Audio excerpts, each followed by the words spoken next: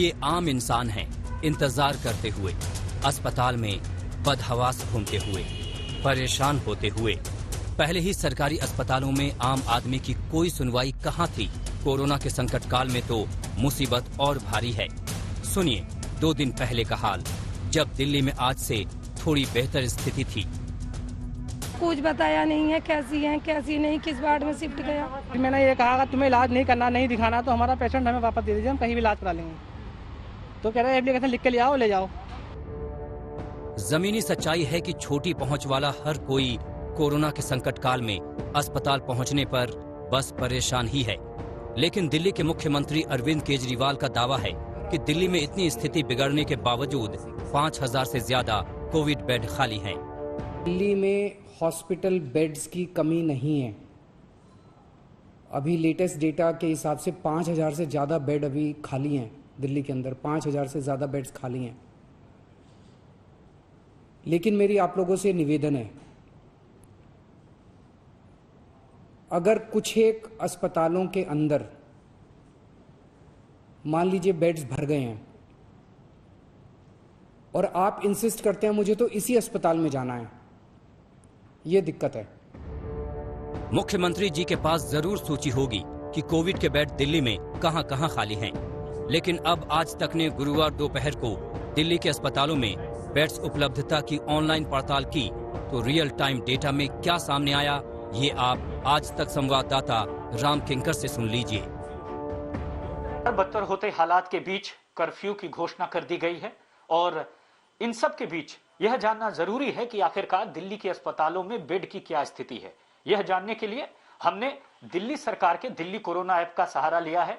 2 category हैं जिसमें ICU bed के साथ जो कि कोविड बेड है और बिना आईसीयू वाले, साथ ही आईसीयू बेड वेंटिलेटर के साथ और बिना वेंटिलेटर के साथ। तो ये वो आंकड़ा है जिसके जरिए आप देख सकते हैं कि जो आईसीयू बेड है तकरीबन 4815 अभी तक खाली है और 75 यानी जो वेंटिलेटर वाले आईसीयू के बेड हैं उनकी संख्या काफी कम है, यहाँ पर 100 के अंदर में पहुंच चुकी है। और साथ ही साथ 500 के अंदर में अगर हम बात करें तो बिना वेंटिलेटर वाले आईसीयू बेड ये हैं और साथ ही साथ नॉन कोविड के जो आईसीयू बेड हैं वह तकरीबन 412 हैं। जो कोविड-19 के आईसीयू बेड हैं विद वेंटिलेटर उनमें जो है अधिकतर के पास बेड नहीं है। अगर नॉन कोविड आईसीयू बेड्स की बात करें तो यहां भी आप साफ तौर पर देख सकते हैं कि जो 50 के अंदर में सब अस्पताल हैं और जो जीरो है जैसे मैक्स एसएस हॉस्पिटल पटपड़गंज की बात करें, मणिपाल हॉस्पिटल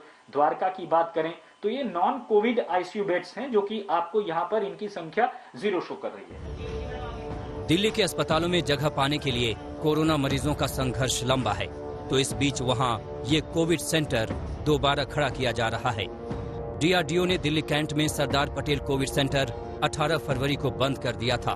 25,000 वर्ग मीटर में पिछले साल 5 जुलाई को 1000 बेड वाला कोविड सेंटर भारतीय वायुसेना की जमीन पर खोला गया था। तब वहां 250 आईसीयू बेड्स थे। मीडिया रिपोर्ट्स के मुताबिक अब की बार 500 आईसीयू बेड्स के साथ सरदार पटेल कोविड सेंटर को खोला जाएगा। अस्पतालों की कमी को पूरा करने के लिए हो रही जद्दोजहद के बीच लड़ाई शमशान घाटों और कब्रगाहों पर शुरू हो गई है। दिल्ली में आईटीओ के पास के कब्रगाह में कोविड-19 से होने वाली मौतों पर शवों को दफनाने की विशेष व्यवस्था करनी पड़ी है, तो दिल्ली का निगम बोध घाट अंतिम क्रियाओं का अंतहीन सिलसिला देख रहा है। 22 लोग हैं, मैंने गिनती करके आया, अभी गिनती करा मैंने, 22 लोग हैं और उनको जगह भी नहीं है और बाकी और भी लोग हैं उनको जगह नहीं है। 22 से ज्यादा ही है बेटा, 22 से ज्यादा ही है। दिल्ली की स्थिति कितनी बिगड़ी है इसका अंदाजा दिल्ली पुलिस कर्मियों के लिए पुलिस कप्तान एसएन श्रीवास्तव के इस संदेश से लगा लीजिए। क्या आपने कभी सोचा था कि किसी पुलिस कमिश्नर के सामने ये नौबत आएगी कि वो अपने मातहतों को ये बताए कि उन्हें किस तरह बीमारी से बचकर रहना है? कम से कम 2 परतों वाले मास्क को अवश्य पहने। हमें एक दूसरे से उचित दूरी बनाकर ही काम करना चाहिए, अन्यथा यह हानिकारक सिद्ध होगा। अपने कार्यस्थल पर सोशल डिस्टेंसिंग का ध्यान रखें व अपने कार्यस्थल या वाहन आदि को सैनिटाइज करें और अपने हाथों को साबुन से बार बार धोते रहें। इम्यूनिटी बढ़ाने वाली चीज़ों जैसे आयुर्वेदिक काढ़ा, विटामिन सी, जिंक टैबलेट आदि का नियमित सेवन डॉक्टर की सलाह लेकर करते रहें। कोरोना की नई लहर में दिल्ली पुलिस में 388 सक्रिय केस हैं। इन पुलिसकर्मियों को क्वारंटीन किया गया है। अरविंद ओझा के साथ राम किंकर सिंह, दिल्ली आज तक।